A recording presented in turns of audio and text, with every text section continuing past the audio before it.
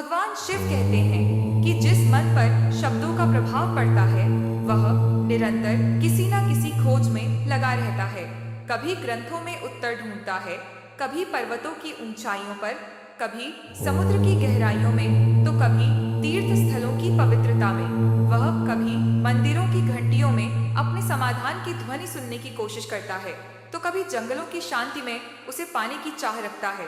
लेकिन जिसे वह खोजता है वह उसे कहीं नहीं मिलता। यह खोज निरंतर चलती रहती है, अंतहीन और अज्ञात दिशा में। मनुष्य अपने स्वभाव के अनुसार जी सके, यह आवश्यक है। मानव जीवन की समझ, सुख और शांति प्राप्त करने की यात्रा एक जटिल प्रक्रिया है, लेकिन इसके लिए आवश्यक है कि मन को इतना विस्तृत किया जाए कि वह उन शब्दों तक पहुंच सके जो वास्तव में उसे दिशा दिखा सकते हैं।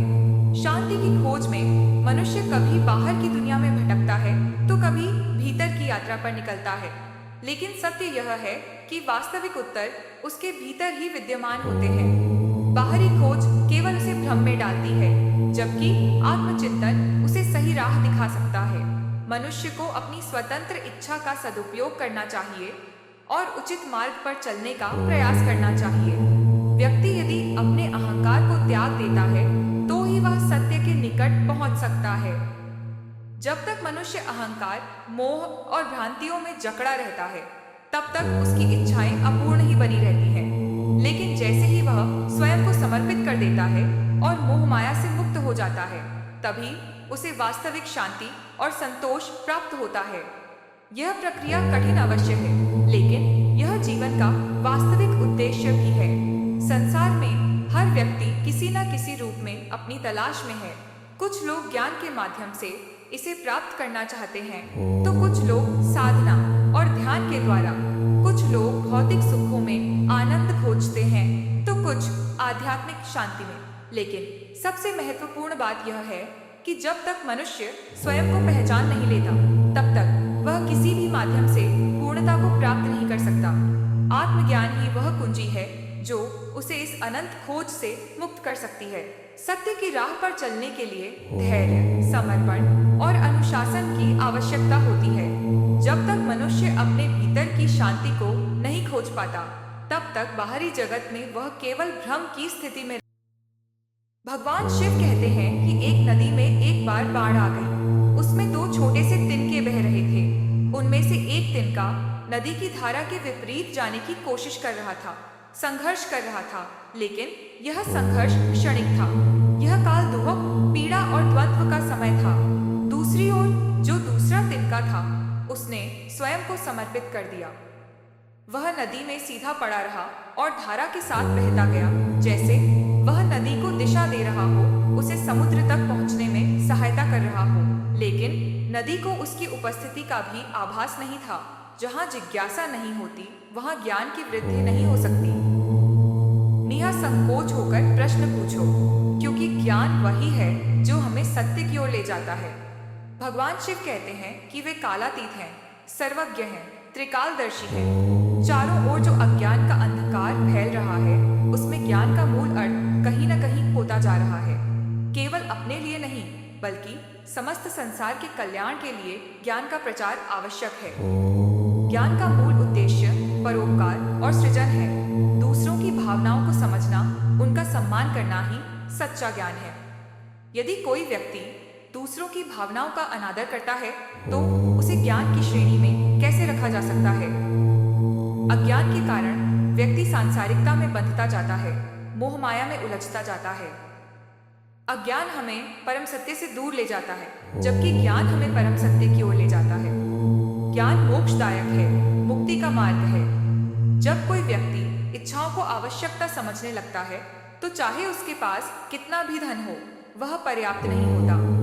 इच्छाएं अनंत होती हैं, इसलिए मनुष्य कभी समाप्त न होने वाली इच्छाओं की पूर्ति को ही अपने जीवन का लक्ष्य बना लेता है।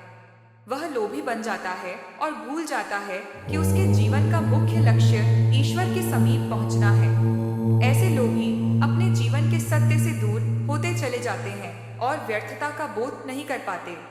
मनुष्य को चाहिए कि वह अपनी मूल आवश्यकताओं की पूर्ति के बाद जो भी अतिरिक्त धन हो, उसे उन लोगों की सहायता में लगाए जो अपनी मूल आवश्यकताओं को पूरा नहीं कर सकते, लेकिन लोभी व्यक्ति अपने धन का एक अंश भी किसी और को देना नहीं चाहता। इस संसार में सबसे अधिक धनी बनना कठिन है, लेकिन उससे भी कठिन है शक्ति और धन का संतुलित उपयोग करना। सच्ची शक्ति और सच्चा वैभव वही होता है जो परोपकार में लगाया जाए। प्रभु से पूछा गया कि क्या संसार में केवल सुख का होना संभव नहीं है? प्रत्येक आत्मा का लक्ष्य तो केवल सुख की प्राप्ति ही है, परम आनंद की प्राप्ति है। लेकिन मनुष्य सुख को नहीं, सुख प्रदान करने वाली वस्तुओं को एकत्रित करने में लगा रहता है।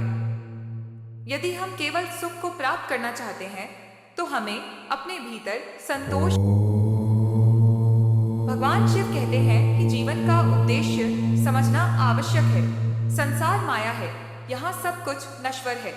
जो वस्तुएं हमें सुख का आभास कराती हैं, यदि हम उन्हें ही अपने जीवन का आधार मान लें और उन्हें संग्रह करने में लगे रहें, तो यह हमारी सबसे बड़ी भूल होगी।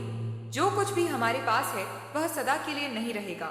जो व्यक्ति सत्य को जानने के बाद भी मोह का परित्याग नहीं करते, वे सदैव कुछ खोने के भय में जीते हैं।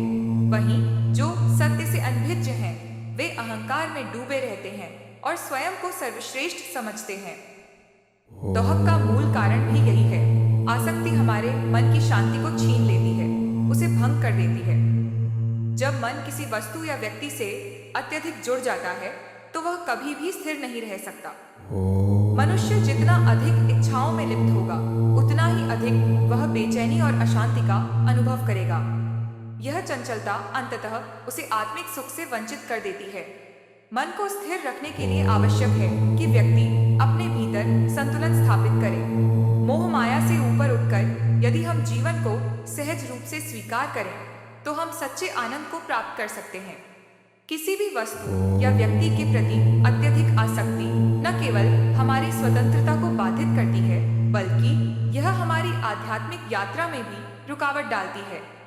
मनुष्य को यह समझना चाहिए कि असली शांति बाहरी भोग विलास में नहीं, बल्कि आत्म साक्षात्कार में है। जो व्यक्ति इस सत्य को समझ जाता है, वह जीवन के हर क्षण को आनंद पूर्वक जीता है। वह परिस्थितियों के उतार चढ़ाव से प्रभावित नहीं होता, बल्कि अपनी आत्मा की शक्ति से आगे बढ़ता रहता है। अंततः जीवन का सार यही है कि हम अपने भीतर के सत्य को पहचानें और बाहरी मोह माया से मुक्त होकर अपने वास्तविक स्वरूप को समझें। जो व्यक्ति इस सत्य को आत्मसात कर लेता है, वही जीवन के वास्तविक आनंद का अनुभव कर सकता है। इसलिए मोह से मुक्त होकर